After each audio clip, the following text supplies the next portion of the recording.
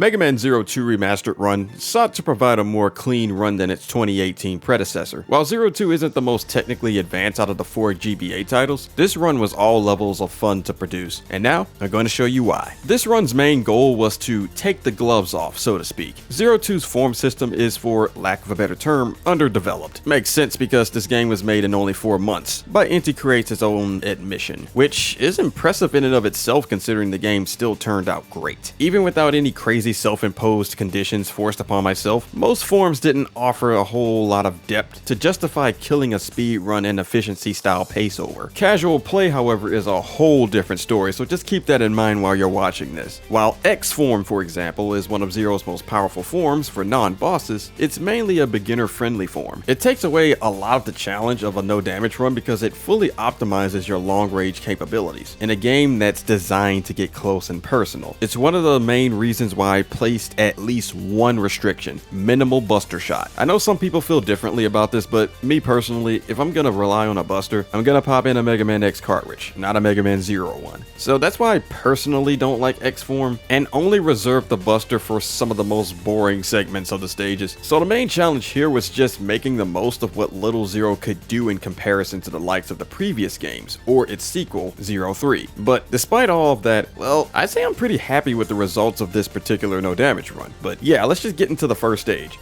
which is a complete nothing burger. Only thing worth pointing out here is the slight difficulty of not taking collision damage from the golem's arms. Yeah, you can just shoot it from a distance, but hey, we're trying to go fast here. Sabering eliminates a whole cycle of iframes, so it's more ideal to just suck it up and slash. But it's not even that hard to avoid the arms, as the saber's range is more generous than it looks. It's just a matter of carefully striking just as the golem is ready to float backwards, moving its hitbox in the process, then holding left after the slash to guarantee safety. My original take in the active form run kinda chickened out and attacked primarily with the buster, so it was great to realize this time that sabering for most of the hits isn't as scary as it looks. And since RNG values are consistent upon loading a stage, you'll know which arms will fire lasers if you didn't do anything to screw up the RNG, such as wall kicking more than necessary or firing stray shots at walls. One thing that you'll immediately notice in Panther's stage is that I'm farming jump kill slashes for Rise form. This is the best stage to not only obtain the form without any grinding, which is hardly necessary anyway because it's the easiest form to obtain, but also the right stage typical speedruns embark upon to obtain a triple slash as early as possible. I'll get into how EXP is the best here in a bit, but let me get into why Z2 is a bit inconsistent in terms of what it considers a jumping slash. When I had one successful take, I remember not getting Rise form after completing a stage. That's because I used Skull Crush, a technique where you hold down on the D-pad to keep your saber out while jump slashing. For some dumb reason that I cannot explain, the game does not count killing an enemy with a Skull Crush as a jump slash, thus robbing me of Rise form in that first success. So in many instances of this stage where a Skull Crush was simply more effective because of its increased damage, I had to omit it for a normal slash just to satisfy the game's ridiculous criteria. But anyway, EXP. Why is this the perfect stage to get triple slash before the first boss? Well, it's because of this cargo section. By deliberately missing the first slash, which, if playing my cards right in the stage, getting double slash before this point is piss easy. You can gain more EXP by killing enemies with the double slash. This works for triple slash and charge slash as well. Each progression of the combo yields more EXP, and charge slash kills net the highest EXP out of them all. It's really been the most blatant way to quickly level Z-Saber in both 0, 1, and 2 without grinding. Other than that, Panther's stage is pretty straightforward. Having the foresight of enemy placement in your favor, it allows for some fun preemptive strategies that allow the stage to flow buttery smooth with minimal to no pause. A great stage to start off with for sure, and due to its horizontal nature, this also allows me to stay consistent with the RNG, as I'm less likely to wall kick more than needed, and since the buster is unequipped, stray shots are a non-issue. This is very important, as this is what allows me to completely 100% script Panther's boss fight. By keeping the invisible RNG values consistent by performing the exact same movements per attempt, as well as keeping in mind on how his AI functions, I'll know exactly what he's going to do. Most bosses work this way, but their stage layouts make it much more difficult to RNG manipulate. Panther's AI will perform attacks based on your position, things such as distance between you and him and whether you or him are on the same trains. Usually if you're on one train and he's on the other, he'll perform attacks that will quickly close the gap, similar to how Quickman's AI in Mega Man 2 zones in on your position. Unlike Quickman, man though, Panther's AI is actually better designed to not pull cheap ass nonsense.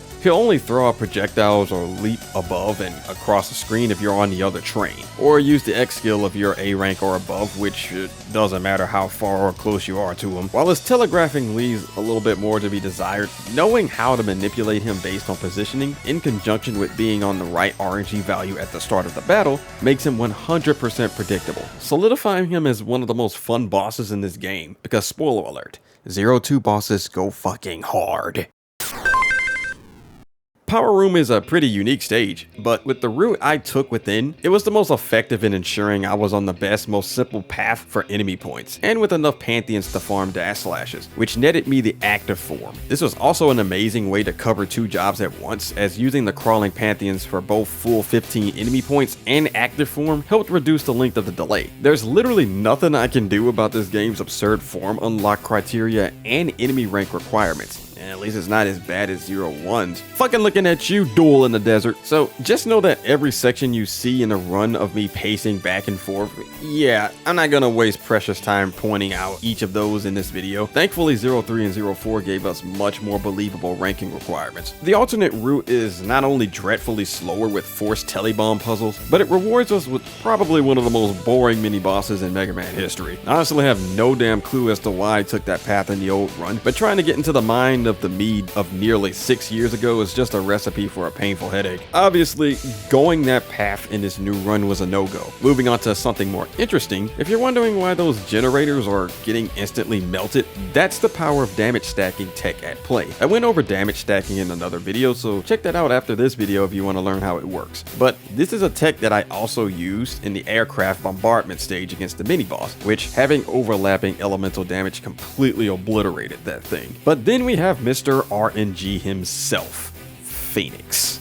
Like, do I even need to say anything? He changes RNG every frame. Every singular frame. So everything this prick does is random and you can't predict him. He's fully reactionary, but not in a fun way like Panther was. So the only thing I'll highlight is explaining why I returned to normal form for the battle. Naturally, staying in Rise form to tag him after his rush attack is ideal, for the rising triple slash deals more damage. Problem with this is that even the slightest missed time can cause Zero to whiff the third hit. I cannot tell you how many damn times I missed that last hit, feeling like I missed out on a chunk of damage per pass. And with him being a reactionary boss, I wasn't always ready to properly jump in order to force him into the right position. It's a lot of pressure. This is because despite the increased damage, Rise form's triple slash is technically slower than normals. There's like 10 or more frames of delay that it has over the normal slash, and trust me, those frames matter in a fight like this. But I just switched to normal because I wasn't going to obsess over one extra point of damage, and this isn't an RTA speedrun, where you want to be competitive and go as fast as possible. So it literally didn't matter to me.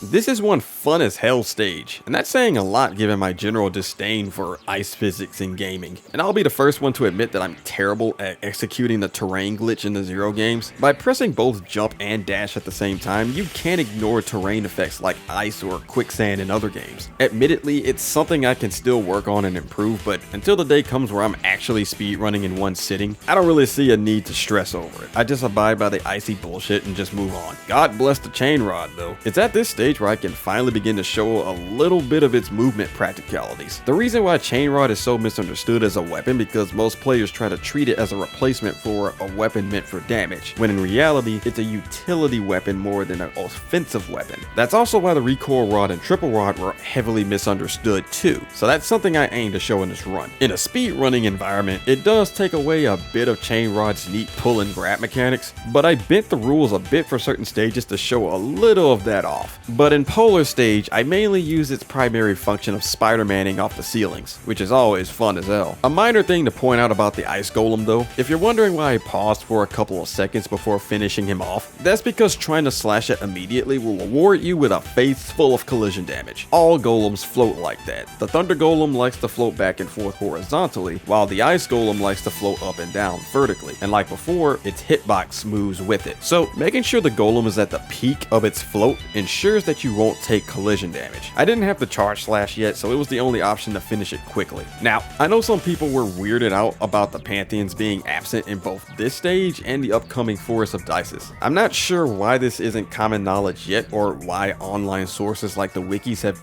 yet to make this public knowledge, but it's an old callback to Mega Man X where visiting certain stages cause environmental changes to others. In this case, defeating Phoenix rewards you with removing every single Pantheon from Polar, High Leg, and Panther stages. Thankfully, Polar has one of the most generous enemy kill requirements in the game, so literally makes no difference, especially since it was only the Shock Baton ones here, who are as durable as wet noodles, and there weren't many of them. But then we have Dodoria. Crying like a woman! I am a woman!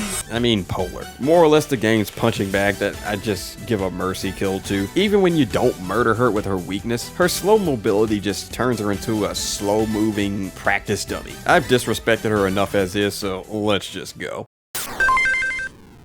Honestly, not much of anything spectacular going on here. While the Shielded Pantheon's absence does force some enemy point grinding, you are gonna have to do that anyway because this stage has a pretty unrealistic enemy kill requirement, but this is normal. I still to this day don't understand why they set a number that's higher than the number of actual positioned enemies, but whatever. You kinda feel the emptiness with this one because of the Pantheon's absence. Doing the stage first avoids that, but Panther was more important because of the earliest triple slash acquisition, and knocking out Phoenix as early as possible gives you the best X skill in the game, which acts as a great combo starter for bosses until the charge slash is required. Only thing stage wise to mention is the yoinkable platform under the mini boss. This thing is kinda wonky because sometimes you latch into it first try, and sometimes the game gives you the middle finger like it did to me and doesn't latch onto it because you were just like a pixel or two off. But that's one of Chain Rod's design flaws, where it doesn't hook at certain ranges. But yeah, it's the best way to end this thing's existence fast while you're still charge slashless. The rest of the stage is just nothing worth talking about, you know, aside from getting smashed in the most embarrassing ways imaginable.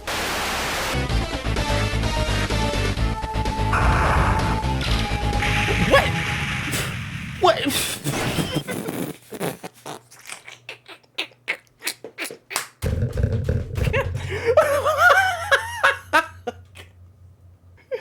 What the fuck, dude? Holy shit, man. That's a surefire sign that my retirement is coming sooner than I thought.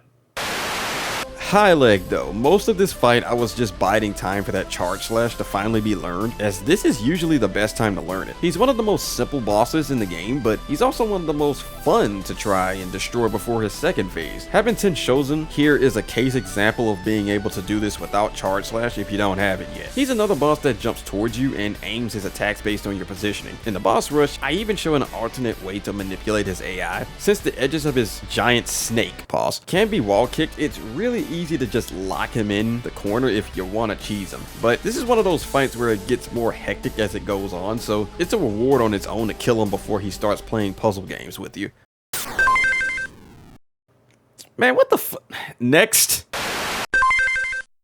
This stage was kind of crazy. One of the few stages that did put me through the ringer a bit. Firstly, you have to mash the dialogue at the beginning of the stage at a very consistent speed, because hey, here's the first stage where you'll have to deal with the global timer. Without boring you all with the details, enemies, obstacles, moving platforms, anything you can think of that's already moving, if they can, will be moving off screen the moment the first frame begins. That means the little beetle ships are already in motion before you can even take control of Zero. This causes the very first section to be stressful for either newcomers or those who simply aren't aware of how global timers work. Ships can be outright absent for a couple of seconds before floating back into place. Bullets from the ship could hit you at moments where they may have previously never shot you before on a previous attempt. Stuff like that. So to counteract this, mashing the intro dialogue and being done with it at the exact same time every attempt gives you a pattern of these ships that you can memorize. For me, my visual cue to know that I mashed at the right rhythm is when I see this this bullet here shoot before mission start begins. I know I'm on the right cycle, so I can just have my shield ready, blitz the section without any worries. So yeah, this wasn't even the hard part. Honestly, the hard part was just keeping my nerves together throughout the whole stage. This is easily the longest stage in the game when you exclude the final stage, so it's easy to get a little nervous once you start getting close to completing it. Since the mid-section of the stage is just a few puzzle sections with Pantheon spaced out, this is the one section where using the Buster was more favorable. The layout of the stage doesn't lend itself to any cool chain rod or boomerang strats, so it's one of the rarest instances of it being the most appealing option to reduce the number of times I need to retry. Then we get to the infamous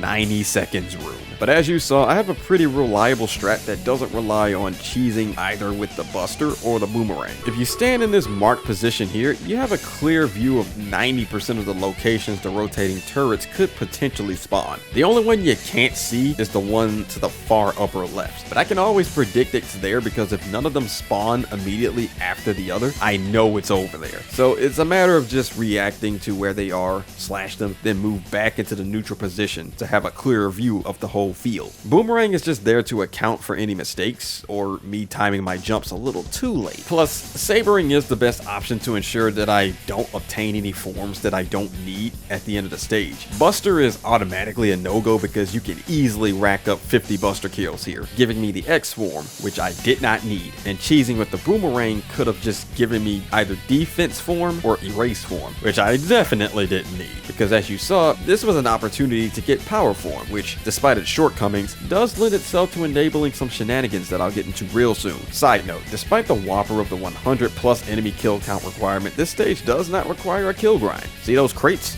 Those count as enemies for some reason. I don't know why, but who cares? Coangus himself is a pretty interesting boss. Like all bosses, there's no real way to manipulate him. The stage was just way too chaotic to keep track of the RNG, but thankfully, he always attempts his X skill after losing about half of his HP. A full combo and half of another is more than enough, and he always starts the fight with a grapple attempt. So it's a matter of just reacting to whatever he chooses to do after the first combo, then he's just wide open for punishment. Having the Buster equipped is much easier to redirect him during his X skill, but poking him with the chain rod is just more satisfying and funny to me. This is low-key one of my favorite stages, and it's especially satisfying because this new run's performance is like night and day compared to the active form run. That's because power form is allowed to shine in an environment like this. You see, this stage has quite a number of enemies that can't be killed in just one hit, but due to power form increasing the damage of normal saber strikes, including Skull Crush, to 2 damage, that enables some crazy shit. Every other weapon gets a +1 damage increase, which doesn't apply to bosses because they have damage. That means power form gives you normal strikes on par with triple slash damage, and skull crushers are just as strong as Tenshozen. The results speak for itself, man. Just look at the segment of me massacring the little snowball throwers. It allows for buttery smooth, non-stop progress. The spiky wheels of death? Fuck them. Don't even need a skull crush for them anymore. Just remember that form bonuses have no effect on EX skills and charge attacks outside the boomerang for forms that does boost it, like defense form. So even though power form is useless to an RTA speedrun, I ain't restricted to a timer competing against a record, so screw it. Stopping for a few moments in the previous stage to make stages like this flow better is cool, and at least helps me to not turn this run into Rise Form Supremacy Showcase. My typical playthroughs use active, power, and rise forms primarily, so it was nice to still use all 3 in the run to stay consistent with my personal playstyle. Overall fun stage, but man, these dogs can piss off. Come here, boy!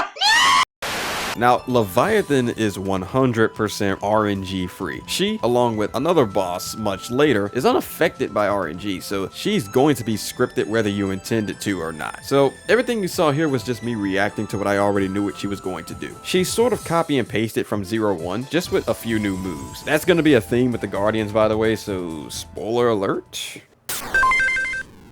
Harpuia's stage is the epitome of just mastering the art of memorization. I'd rather not insult your intelligence by going over what ultimately boils down to just know where to jump in sections like the invisible platforms. But the best way to cheese these sections is to just remember, if the spikes are higher, don't jump there. If they're lower, do jump there. But since the second room has more variety in terms of platform height, it's not that simple. But jumping across without the lights is a lot easier than it looks. Mega Man stage design is all about memorization, so this is no different. The only thing worth going into is what I'm sure most people would be more interested in, the chain rod skip. Honestly, this is only worth doing for speed runs. Doing so only saves, what, a few seconds? Because if you screw it up and try again right after, you'd be taking just as long, if not longer, if you'd simply jumped up on the walls of the ladder. But I committed to executing it here to show more of the rod's platforming utility. This works by aiming the rod at a very specific point on a platform, with exact pixel perfect timing. If you're even the slightest bit off, you won't be at the right height to wall kick straight up. There's a bit of leniency where the hook lands, but it's still not a lot of room for error. There's multiple ways of doing this. You don't even need to do the first hook like I did here, as a well-timed dash jump from the slope will place you in range of the edge of the top of the platform. I simply did a preemptive hook as a way to increase my odds of executing the second hook better. It takes true mastery of this game to consistently do it from the slope. And look, I know people like to praise me as the best at these games, but trust me, I'm not. Watch speed runs of the Zero series from people like Karibon or Flameburger, and you'll change your opinion on that fast. I'm good, but I ain't that good, okay? Doing this trick was admittedly 90% of my failed takes. So like, among the 10% fails that were unrelated, you can imagine how I'd feel if I failed after successfully executing the tech. Bonus points if it was immediately after. God!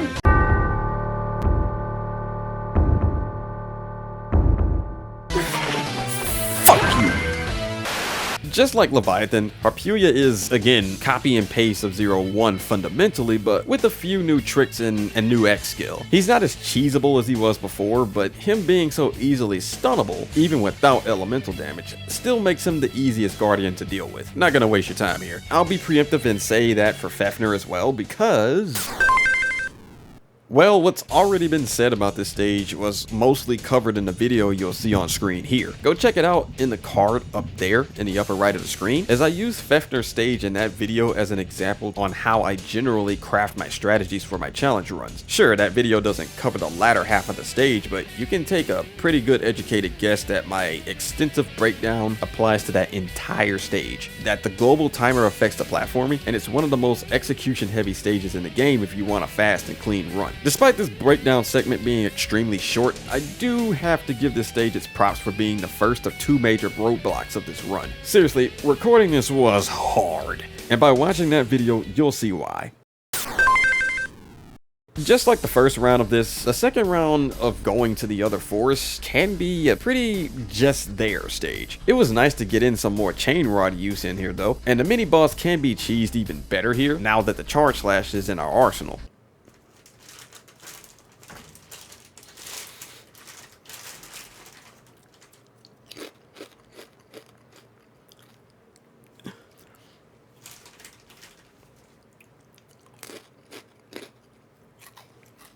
Moving on to Burble, he's a bastard. For no damage in speed runs, that is. On the speed run side, he has some funny iframe shenanigans with his wall clean, and him eating the caterpillars really slows things down even further on that side. But for no damage, it's a combination of both that and screwing yourself over by burning the bundle of leaves above. Without it, you can't see the visual cues that indicate where the caterpillars will land. If the leaves are still there, you can see the smaller petals drifting down slowly. This indicates where the caterpillars will fall. Since I was a dumbass and forgot all about these visual cues until my memory was jogged in the boss rush, my fight with Burble here was unnecessarily harder than it should have been. Really, just knowing where the caterpillars will fall is all you need to turn him from one of 0-2's hardest bosses to avoid damage from to one of the easiest. But it's really easy to mistakenly burn those leaves. But just do what I did in the boss rush and just not even have the fire chip equipped. Oh my god, next! I know most people hate Temple of Fire, especially since us international players don't have access to chain rod zips like the Japanese version does. And the Legacy Collection fixed the glitch apparently, so you can't even cheat in Chains versions there. But I could be wrong. And without zips, you can't skip the telebomb puzzles. But hey, I'm here to prove that wrong.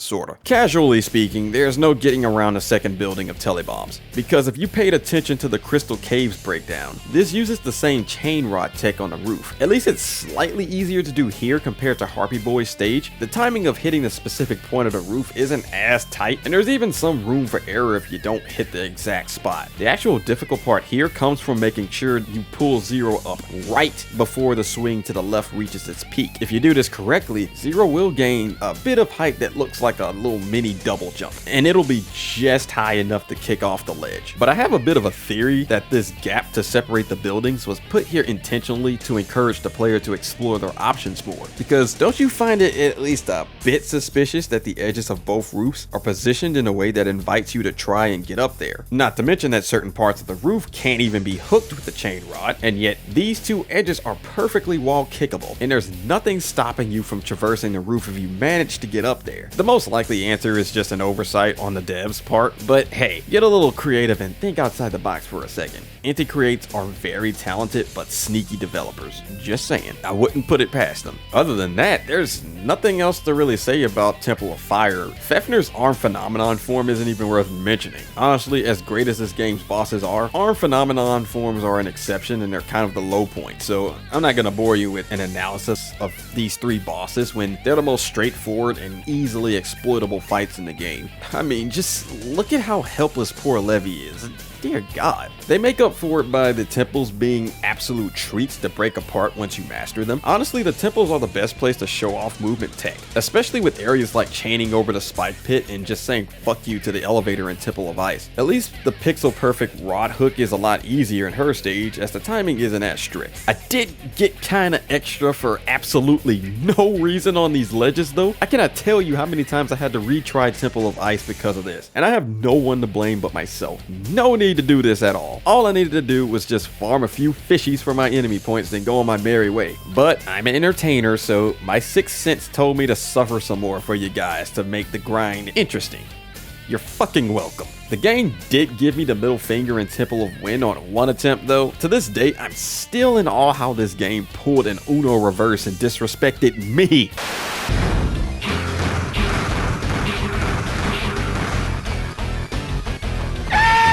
Harpuia put a whole ass speed limit on me with those platforms. Humbled me real quick, god damn. Despite the crazy platforming though, I have nothing else to cover for the temples. This was just one giant playground to have all the tech shown in the run congregate and showcase all at once.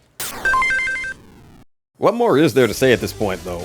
Most of the final stage is boss battles that we've already covered, and the platforming sections are kind of just filler. Even though the nerves were getting to me in the final platforming section and I fumbled some movement that slowed my pace a bit, but this was the finale, so I gave myself some leniency here and excused the little derps. It is still hurting me that I missed the Panther finish more appropriately too, as I didn't need to retreat like that, but I was used to him sometimes bending the rules and jumping to the next train despite positioning, so it was a knee-jerk reaction due to the RNG.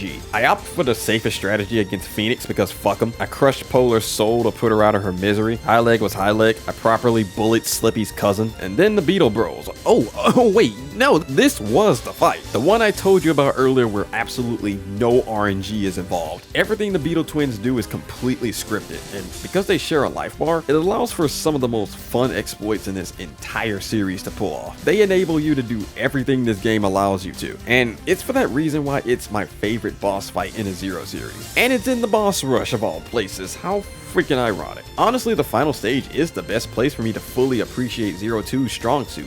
The boss design. Sure, the game's weak in terms of tech, but because of Zero not being an overpowered Jesus in this game, it allows for the bosses to actually fight back, even if you have their weakness. You know, except for Dodoria.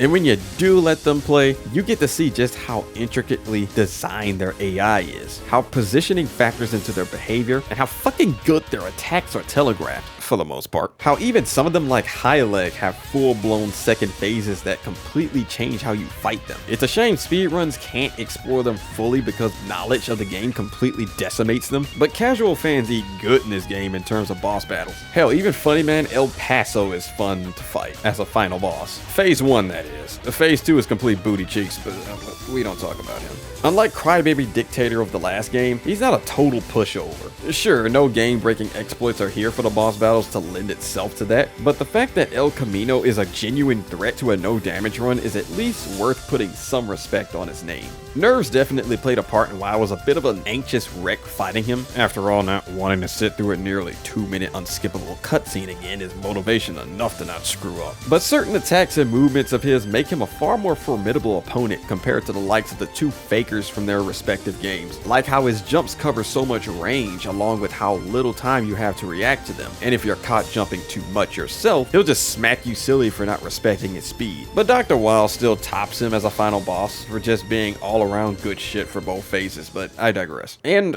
I guess to conclude things, this is the best time to say I love this game. I know I give 02 the hardest time because it's not as flashy as its peers. And to be fair, I do the same for ZX Advent for similar reasons. But just because I critique the game from time to time doesn't mean I hate it. I'll die on that hill saying that 02, despite its flaws, blows every other Zero game out of the water when it comes to aspects like its boss battles and music. Because this whole soundtrack is a banger, by the way. And without 02, its successive games wouldn't have been nearly as good as they were. 03's combo system wouldn't have existed without 02's beta version, and the form system walked so 02's chip system could flourish. Since this isn't a review or anything, I won't ramble any further, but I owe 02 a lot for making the Zero series my favorite Mega Man games. Knowing that 03 was the masterpiece it was because of it is enough for me to continue treasuring 02, despite it being the one that I replayed the least out of the 4. That's why this remastered run was really special to me, and I'm glad that I was able to finally share it with you all.